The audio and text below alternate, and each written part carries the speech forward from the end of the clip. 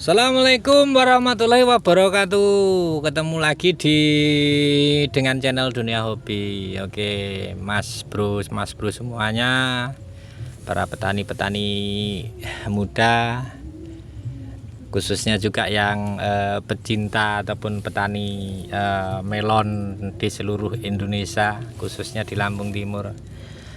Oke rekan-rekan semuanya, saya akan berbagi beberapa tips dan pengalaman saya yang petani hanya coba-coba berdasarkan logika.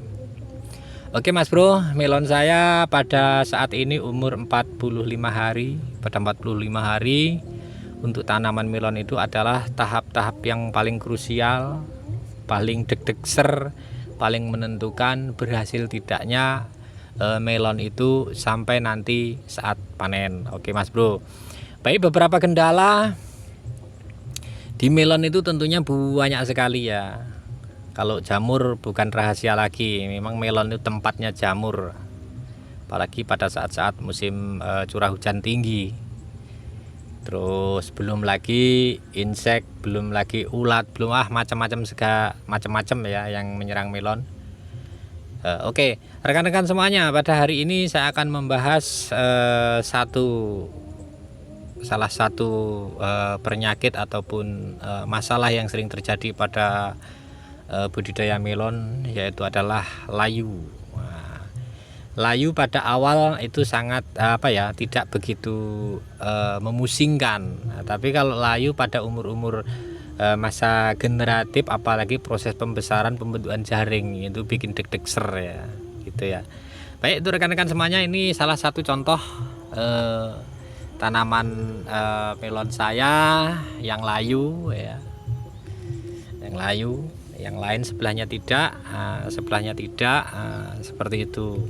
Nah, ini untuk rekan-rekan semuanya perlu kita ketahui semuanya. Untuk layu ini penyebabnya sangat banyak.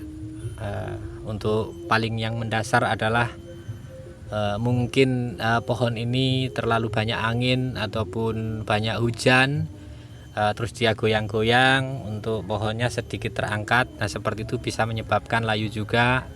Terus oper pupuk, terus salah insektisida atau fungi dengan campuran mungkin salah, pro kontranya seperti itu. Terus yang lebih sering menyerang melon yaitu adalah jamur, di luar dari yang disebabkan oleh alam ataupun yang lain ya, yaitu adalah jamur, fusarium, terus nematoda. Terus jika musim hujan tentunya pH yang drop ya, pH yang turun seperti ini.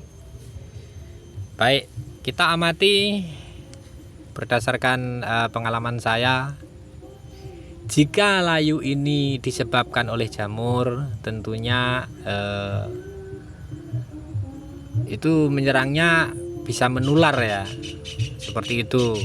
Terus untuk bakteri itu juga bisa menular, apalagi virus. Nah, baik, setelah saya amati dan saya ambil kesimpulan bahwasanya layu pada tanaman saya ini disebabkan oleh pH yang drop ya, pH-nya drop. Baik rekan-rekan semuanya, di tempat saya ini di Lampung Timur, khususnya di Kecamatan Batanghari, ini curah hujan sangatlah tinggi ya. Jadi sudah bulan Desember ini kebetulan ada pergeseran cuaca. Ini hujan dibarengi dengan angin. Nah, seperti itu. Baik, seperti kita lihat untuk daun-daun yang di atas itu banyak yang berjempalitan ataupun porak-poranda, ada yang patah, ada yang turun ke bawah. Nah, itu disebabkan oleh angin. Nah, dulu saya pernah berpikir begini rekan-rekan, di lingkungan tanaman saya ini banyak tanaman alpukat, terus sebelah sana kejipir ya, itu akan mengganggu penyinaran. Nah, seperti itu. Dulu pengen saya atau buang atau bagaimana, ya, saya takutnya nggak kena sinar. Tapi ketika sudah berjalan ini, kok justru saya bersyukur ya ada tanaman tersebut pelindung ya. Seandainya tidak, ini sudah porak-poranda kena angin ya. Seperti itu. Baik rekan-rekan semuanya, kita lanjutkan ke masalah kita. Baik, setelah saya indikasikan bahwasanya tanaman saya ini adalah pH yang turun, saya harus segera ambil tindakan ya. Baik, tindakan yang pertama, untuk yang kemarin-kemarin pernah untuk mulsa ini saya buka dulu, terus saya lakukan treatment dengan penyemprotan sulfur, fungisida, terus antibakteri, ya, bisa pakai boron ya, yang murah-murah saja lah, jangan yang tingkat-tingkat yang mahal ya, karena untuk bertani itu harus bisa mengirit permodalan ya, seperti itu biar nanti ada untung ya. Baik, setelah saya adakan treatment dengan penyemprotan di lahan ini, itu sedikit berkurang. Nah ternyata ada sebagian yang terkena jamur, tapi indikasi yang banyak terjadi ini kalau kena jamur ini ya, di bagian ininya tentunya akan ada seperti kena air panas ya, apa ya, melonyot gitu ya, apa ya kalau bahasa Indonesianya ya, melonyot itu. Pokoknya sini ada luka basah gitu ya. Oke rekan-rekan semuanya, berarti setelah saya indikasikan pH itu menurun, kemudian setelah treatment yang pertama, kemudian ada treatment di tumbuhannya, yaitu dengan pengurangan daun. Pengurangan daun bawah ini harapannya apa? Untuk bagian pangkal batang ini biar terkena sinar, dan ketika ada hujan terus di sini basah yang mengakibatkan kelembapan itu tinggi, itu segera akan berkurang lah, seperti itu ya. Sambil supaya sinar itu mengenai si buah melon untuk pembentukan jaring supaya lebih maksimal. Baik rekan-rekan, di mulsa saya ini ada bekas putih-putih. Nah, itu adalah salah satu cara treatment ataupun solusi yang sering saya gunakan ketika ada layu yang disebabkan oleh pH tanah yang drop. Baik rekan-rekan, langsung saja apa saja rakitan dan bagaimana nanti cara pengaplikasiannya di tanaman. Langsung kita ke lokasi. Baik rekan-rekan semuanya, seperti depan kita ada satu bak air penuh. Nah, ini kemarin sudah saya aplikasikan. Ini adalah bahan rakitan untuk mendongkrak atau membantu pH tanah agar segera normal kembali ke pH 7 ya, normal, dan 7 normal ya. Kalau saya untuk cek pH ini tidak bisa ngecek dengan alat yang canggih atau alat-alat yang modern ya, karena kalau memang sudah sering pernah nanam sesuatu, sering bertani, tentunya paham ya dari gejala di tanaman kita sudah tahu itu pH-nya tinggi atau rendah, itu akan segera ketahuan. Nah, oke. Baik rekan-rekan semuanya, bentar dulu. Bahan-bahan yang saya gunakan untuk menetralkan kembali ataupun menormalkan kembali pH tanah ataupun pH media tanam kita, yang pertama adalah kapur gamping ataupun kapur cat, itu yang sering digunakan untuk bangunan. Baik, untuk tanaman kita dari awal kita hitung sepopulasi sekitaran 1000, sebenarnya 1000 lebih ya, cuman ya kita populasinya 1000 gitu aja. Baik, bahan yang pertama adalah kapur gamping ini sebanyak 4 kilo ya. Kita larutkan ke dalam bak yang kita penuhi dengan air, biarkan dia mendidih. Setelah mendidih, setelah dingin kita aduk. Kemudian dicampurkan 1 bungkus.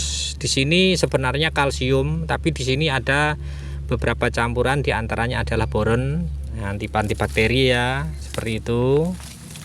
Nah, seperti ini. Tentunya untuk kalsiumnya di sini sangat rendah ya. Cuma di sini ada kalsium 9, tinggi, termasuk terus kemudian magnesium dan lain Fe ya, ppm airnya untuk pengendalian pH tanah. Kemudian saya tambahkan juga kalsium sekalian. Jadi sambil saya mentreatment layu, saya juga berusaha menyisipkan kalsium untuk memperkuat daya tahan tanaman saya, karena pada saat ini tanaman saya mulai membentuk jaring ya, mulai membentuk motif. Baik, untuk dosisnya adalah di sini untuk kalsium dan boron ini saya berikan satu wadah ini 1 kg, yang tadi kapurnya 4 kilo. Kemudian kalsium fertilizer ini tetap saya tambahkan ya, tetap saya tambahkan. Sebenarnya kalsium ini dengan kalsium yang tadi itu sama-sama 90%. Cuman yang ini butirannya agak kasar ya. Nah, saya tambahkan yang ini supaya lebih cepat penyerapannya. Baik, untuk ukurannya dosisnya ini satu bungkus 1 kg. Kemudian untuk kalsium ini kita berikan 1/4 kilo aja lah ya, sekedar untuk tambahan saja. Kemudian untuk rekan-rekan boleh ditambahkan magnesium. Magnesium karena untuk melon kita sudah mulai jaringnya sudah mulai ada. Mudah-mudahan dengan kita tambahkan magnesium, selain nanti pada pemupukan untuk memaniskan buah, kita mulai sisipkan magnesium agar buahnya nanti lebih manis ya. Mulai kita perlahan-lahan mulai kita sisipkan. Baik, untuk magnesiumnya kita kasih 1/4 kilo saja, karena nanti di proses pemupukan, penyepraian itu juga nanti akan kita campurkan juga. Baik, semua bahan tersebut kita aduk di sini dalam satu bak ya. Ini berkurang sudah saya treatmentkan. Nah, oke, untuk rekan-rekan semuanya, setelah diaduk, bagaimana pengaplikasiannya? Untuk satu tangki air 16 liter berikanlah sekitaran 3 liter atau 3 sampai 4 liter dari sini ya, dicampurkan ke tank kocor. Baik, kita langsung cara aplikasi kocor ke lokasi. Baik, rekan-rekan semuanya, cara aplikasi pada media tanam kita adalah dengan mengocorkan ke lubang kocor ini sebanyak bisa setengah gelas ya. Kalau saya satu tangki 16 liter itu menjadi sekitaran 2 bedengan ini ya. Yang satu bedengan ini 140 ya, berarti sekitaran 300 batang ya, kurang lebih ya setengah gelas lah ya, setengah gelas kita kocorkan di lubang kocor. Rekan-rekan semuanya, sambil kita mengocor di lubang kocor, jangan lupa pada batang ini kita kocor juga ya, tapi sedikit sekali, usahakan mengenai batangnya. Usahakan mengenai batangnya seperti ini. Maksudnya apa? Ketika nanti ada jamur, segera ternetralisasi oleh si kapur tersebut ya. Oke rekan-rekan, mungkin rekan-rekan sering lihat di pertanian buah, belimbing, jeruk atau apa, di batang tanaman tersebut sering ada kapur, yaitu memang kapur ya. Kapur mungkin kalau di treatment ada campuran fungisidanya, kemudian dilaburkan pada batang sepanjang 1 meter bahkan bisa lebih. Di tanaman coklat juga seperti itu. Nah, itu tujuannya adalah untuk mencegah jamur, makanya ini kita berlakukan seperti itu juga. Rekan-rekan semuanya, selain di lubang kocor ini untuk menetralkan pH tanah, kemudian di sini juga selain menetralkan tanah, kita juga mencegah jamur yang merambat, ada boronnya untuk bakterinya seperti itu ya. Untuk mencegah, semuanya kita cegah. Oke rekan-rekan semuanya, aplikasikan kalau bisa itu pada sore hari ya, pada sore hari. Nah, pada sore hari lakukan itu dengan interval atau jarak boleh 4 hari sekali ya, 4 hari sekali diaplikasikan sedikit-sedikit ketika pada curah hujan tinggi seperti itu ya. Oke rekan-rekan semuanya, berdasarkan pengalaman saya ketika kita menanam melon pada usia sangat krusial, sangat deg-deg ser ini ya, seperti ini, Jika tanaman melon kita sudah berbentuk batik ini, sudah ada jaringnya seperti yang di sini, ini mungkin kisaran sudah mendekati 2 kiloan ya, itu ya 2 kilo. Kalau yang ini mungkin 1 kilo, ada yang masih ya seperti ini 1,5 kilo kurang dikit lah ini ya. Nah, itu wajib dijaga untuk penyakit yang menyebabkan layu di pohon. Karena untuk penyakit layu ini efeknya ketika buah itu jaringnya belum begitu bagus, itu akan menghambat pembentukan jaring dan akan menghambat pula pembesaran buah. Nah, seperti itu. Baik rekan-rekan, untuk treatment ini masing-masing daerah ataupun masing-masing kondisi tanaman mungkin akan berbeda dosisnya ya, itu tergantung kembali, tergantung tanaman, tergantung gejala yang timbul. Jika timbulnya banyak, lakukan dengan interval yang lebih rapat. Jika gangguan itu agak jarang ya, intervalnya diperjarang. Dan jika tidak ada gangguan, lakukan pencegahan. Oke rekan-rekan semuanya. Rekan-rekan semuanya, dengan perlakuan seperti ini pada usia-usia saat seperti ini, melon masih butuh pembesaran, masih istilahnya untuk pemasakan nanti. Ini jika terserang layu, dengan ditreatment seperti yang saya sarankan tadi, mudah-mudahan akan bertahan sampai panen, walaupun itu layu lah, walaupun ada gejala layu-layu sedikit ya. Nah, seperti itu jika di treatment seperti itu seperti pengalaman saya, itu masih tetap bisa membesarkan melon sampai panen. Oke rekan-rekan, dengan cara yang mudah dan efisien, murah, ini mudah-mudahan bisa membantu rekan-rekan semuanya.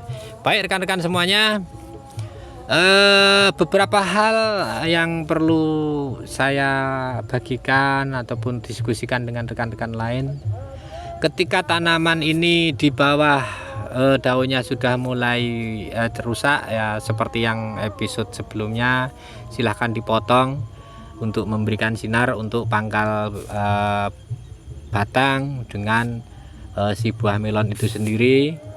Jangan sayang-sayang, semua yang sekiranya itu membuat tanaman kita lembab, itu silahkan dibuang saja. Untuk batang daun yang bawah dibuang, karena daun yang pemaksimalan pemasakan nutrisi itu ya daun yang masih segar, yang masih bagus, bukan yang sudah tua seperti itu ya. Nah, rekan-rekan semuanya, pada saat-saat seperti ini, jikalau daun di atas itu masih segar, misalkan di bawah rusak ya, ada kena total, karena bercak, karena apa, nah itu yang penting rawatlah yang di atas ya. Yang di atas itu rawat terus semaksimal mungkin di ujung-ujung batang itu. Mudah-mudahan dengan normalnya beberapa daun di atas itu si buah itu masih bisa diselamatkan, seperti itu rekan-rekan. Satu filosofi pada saat-saat genting, pada saat-saat krusial, pada saat-saat yang mengkhawatirkan, seringlah mendongak ke atas ya, seperti pada tanaman melon ini, sering mendongak ke atas, lihat daun atas, rawat daun atas. Seperti juga kita di kehidupan ini sering-seringlah mendongak ke atas ya, sering-sering berdiskusi, ngobrol dengan yang di atas. Mudah-mudahan dengan demikian kita akan diberikan satu nikmat dalam usaha, nikmat dalam hidup, nikmat dalam melaksanakan apa yang kita kerjakan. Nah, seperti itu. Oke rekan-rekan semuanya, terima kasih atas perhatiannya. Silahkan diaplikasikan, ataupun rekan-rekan punya ide tersendiri, belajar sendiri, silahkan dipraktekkan. Tapi berdasarkan pengalaman saya, hal seperti ini sangatlah efisien dan hasilnya maksimal pada saat curah hujan tinggi. Baik rekan-rekan semuanya, terima kasih.